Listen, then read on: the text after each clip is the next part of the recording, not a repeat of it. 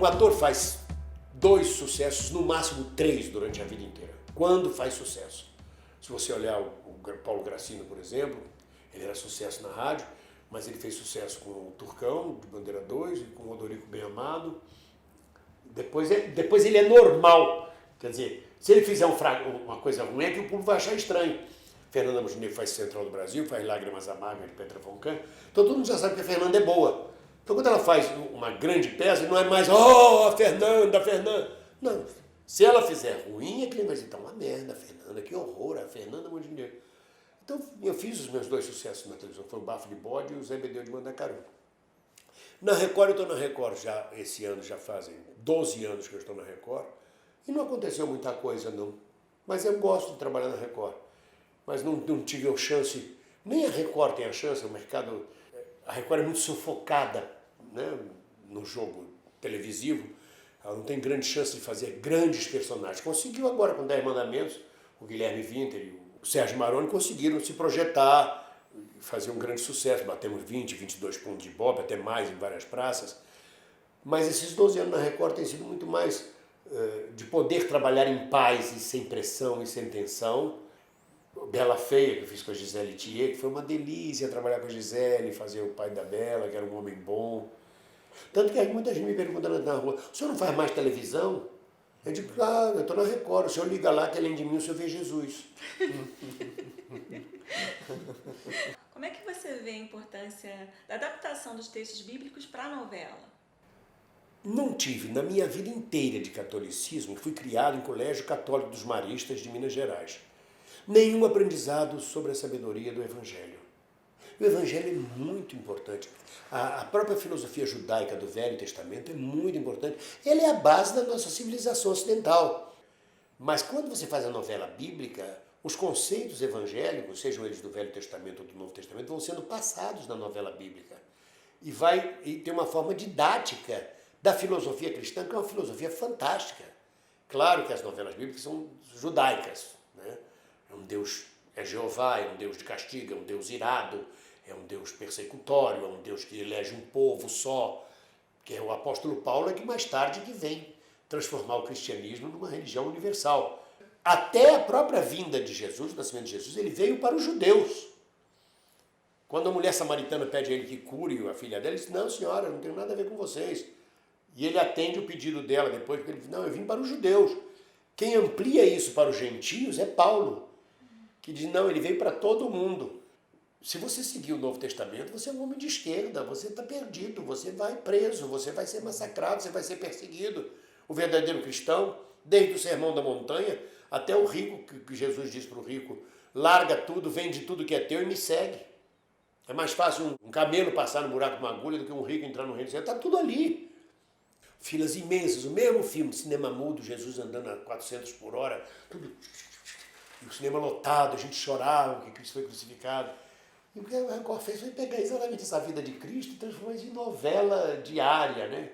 Com um gancho de dramaturgia. Isso é que é importante, é gancho de dramaturgia. Não é só a coisa chata, bíblica, careta. Então, como é que você vê a importância da Lei Rouanet e da Lei do Audiovisual no Brasil? A direita no Brasil fica jogando a pecha em cima de todos os artistas. Vocês têm a mamata da Lei Rouanet, não tem mamata de Lei Rouanet nenhuma. O Fagundes, no outro dia, deu uma entrevista, disse que durante toda a carreira dele só conseguiu 2 patrocínios para a peça deles. E ele é Antônio Fagundes. E não foram pela Lei Rouanet, 2 patrocínios. A Lei Rouanet provocou uma distorção muito grande, porque ela transfere do Estado a responsabilidade para o imposto recolhido pelas grandes empresas. Você tem que fazer um projeto que atenda às grandes empresas.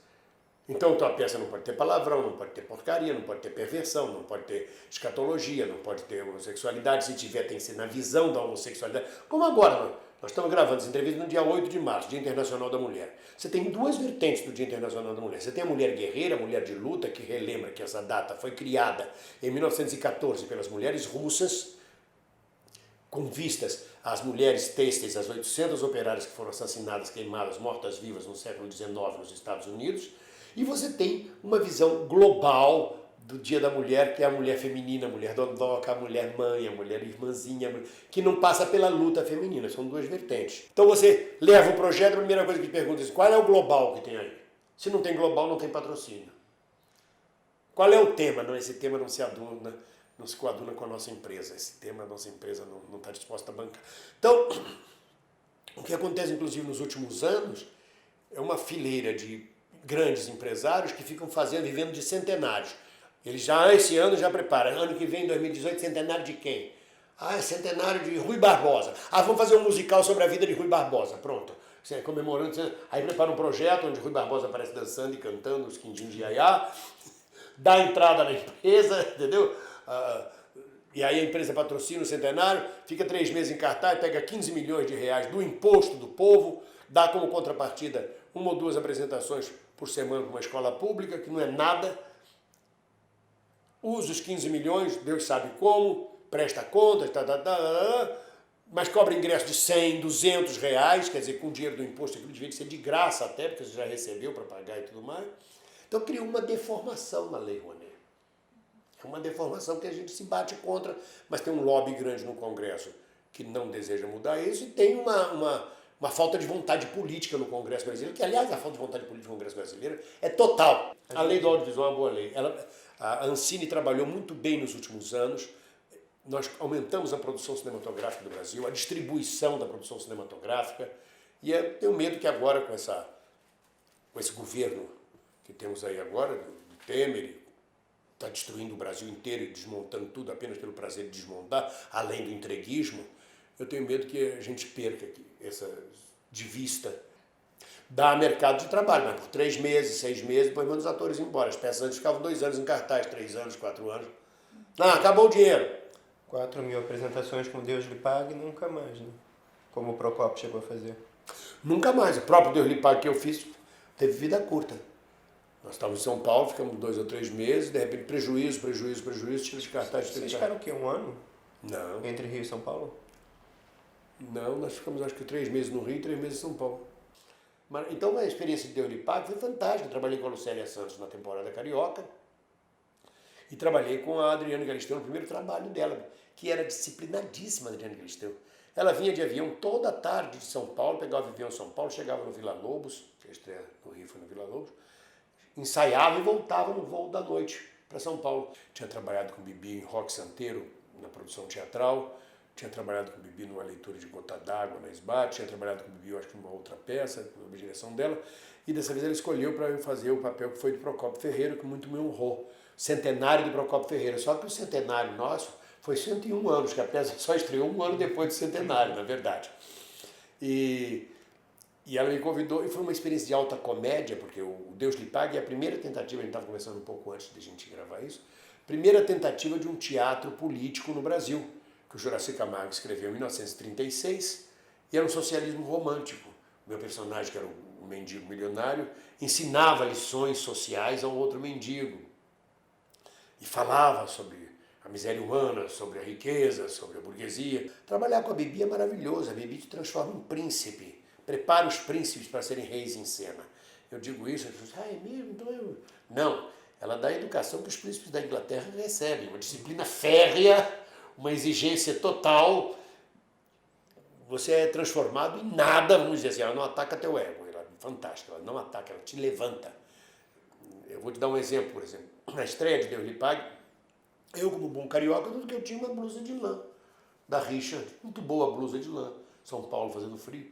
Aí na antivéspera ela me olha com aquela blusa e diz, o senhor não vai entrar, não vai estrear com essa blusinha, não é? O senhor é o protagonista, o senhor é o primeiro ator da companhia, o senhor amanhã sai e compra um sobretudo. O ator da minha companhia não usa uma blusinha desta. Uma blusinha desta, uma bela blusa da Richa. Eu saí, comprei um belo sobretudo com caixa de falei, agora sim, o senhor é uma estrela. Eu me lembro que o primeiro cenotécnico que fez a primeira barba para mim, postiça, a barba ficou engraçadíssima, parecia um Rasputin tropical, era uma coisa horrorosa. Eu botei no camarim, comecei a rir, saí, os colegas todos olhando e rindo. Aí fui até ela na plateia. Ela me deu um esporro.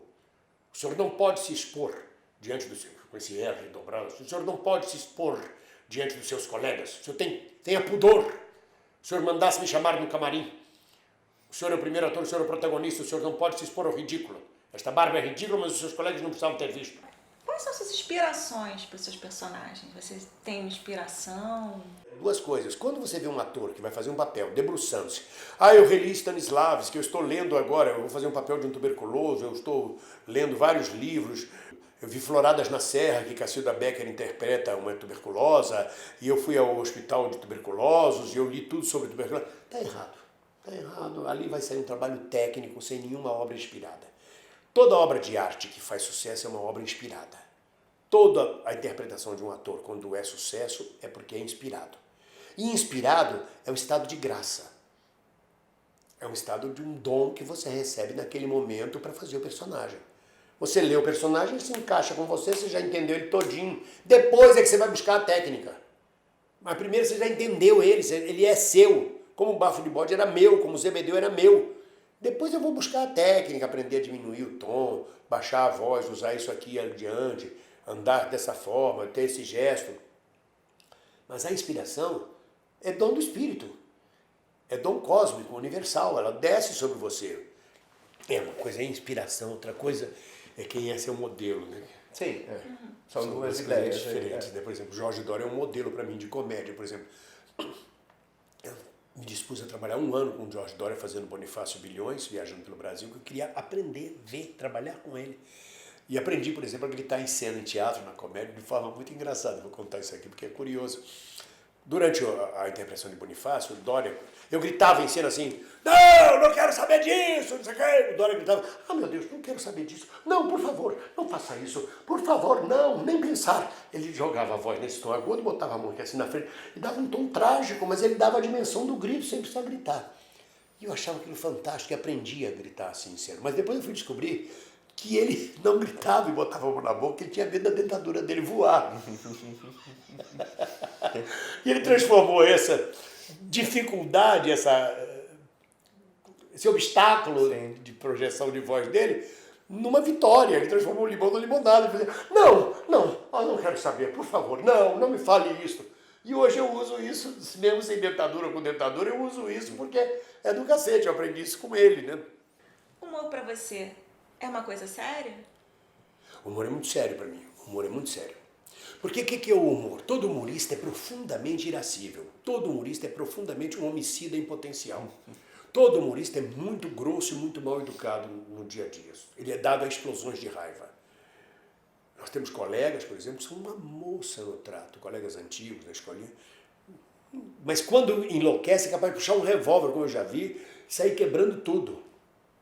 Humor é um reconhecimento da vida, do processo de vida. A comédia é o reconhecimento da tragédia. É a tragédia revisitada numa ótica suportável. O drama vem com o iluminismo, o drama vem com a ciência, com o microscópio, com o telescópio. Os deuses saem de cena e o homem é capaz de mudar o destino. E o drama você nunca sabe se a pessoa vai morrer no final ou não. Na tragédia vai morrer todo mundo.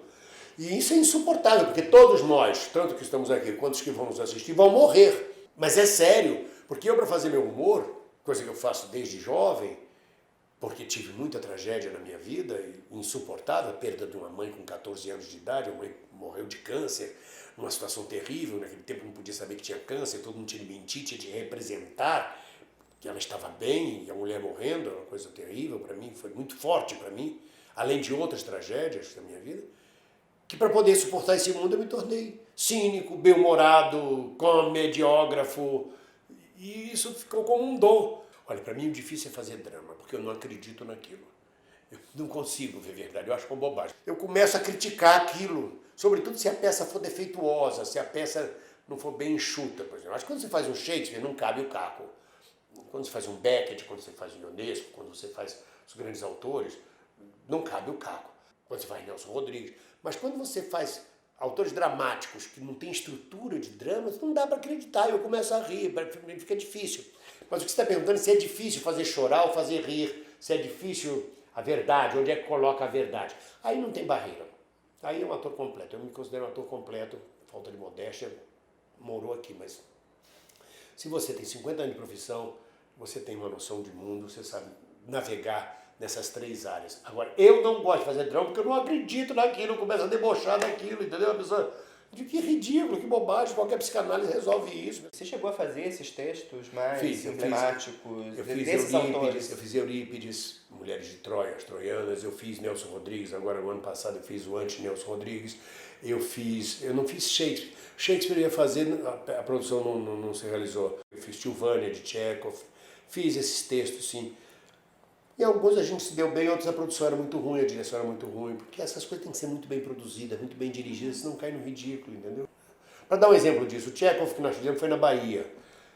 E naquele tempo Salvador não tinha flores naturais. Vinham de São Paulo, durava só um dia. Porque o clima da Bahia não se prestava a plantar flores.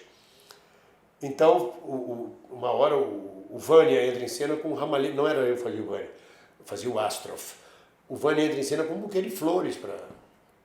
Esqueço o nome da personagem agora. E aí qual é a solução? Flores de papel crepom. Quando o cara tira de trás dele as flores de papel crepom, a plateia caiu na gargalhada, o drama foi pra casa do cacete, entendeu? Então, aí você ouvia o ator lá atrás querendo dar porrada no diretor lá atrás, eu te pego, seu filho da mãe, eu falei pra você que tu não ficar rindo. Eu tenho duas perguntas, a questão do canal do YouTube e uma mensagem para os jovens. Como é que você falou dos jovens? Eu tenho o meu canal do YouTube, assim como vocês estão lançando esse canal de vocês, eu tenho o meu canal há um ano, que é o Sassarico do Bem-vindo. E aí veio essa questão política nacional, essa divisão do país entre direita e esquerda, entre PT e tudo mais, sei lá o quê. E eu comecei a fazer sátira política, que é uma especialidade minha. E virou um sucesso o canal ficou hoje com vários personagens, tem Noia, o coxinha paranoico, tem o Ildeclã, o pobre de direita, e tem também horas que eu falo sério. Quando o assunto é, por exemplo, a prisão coercitiva do Lula, eu entro e coloco lá uma mensagem também. E o canal hoje tem milhares de seguidores, eu fico preso nesse canal, trabalhando, gravando para ele. Para os jovens que estejam assistindo esse canal, o conselho que eu tenho para dar é o conselho que o Nelson Rodrigues dava aos jovens, e que a Bibi repete sempre também quando perguntaram a ela outro dia, qual é o conselho que a senhora dá para nós? Ela disse, como dizia Nelson Rodrigues, envelheçam. Porque é a vida vivida que vai trazer sabedoria para cada um de nós, que vai dar dosagem para cada um de nós. Senão você é tirado de cena antes. Tem uma lei kármica que te tira de cena antes. Então envelheçam para adquirir sabedoria. O chato é que quando você se torna sábio, está na hora de ir embora. Mas sejam, sobretudo, humildes. Com arrogância você não vai a lugar nenhum. Com arrogância você ganha o primeiro prêmio e perde ele em seguida. Então sejam sempre humildes. Em qualquer lugar. Sempre. A gente não é nada. Obrigada. Obrigado.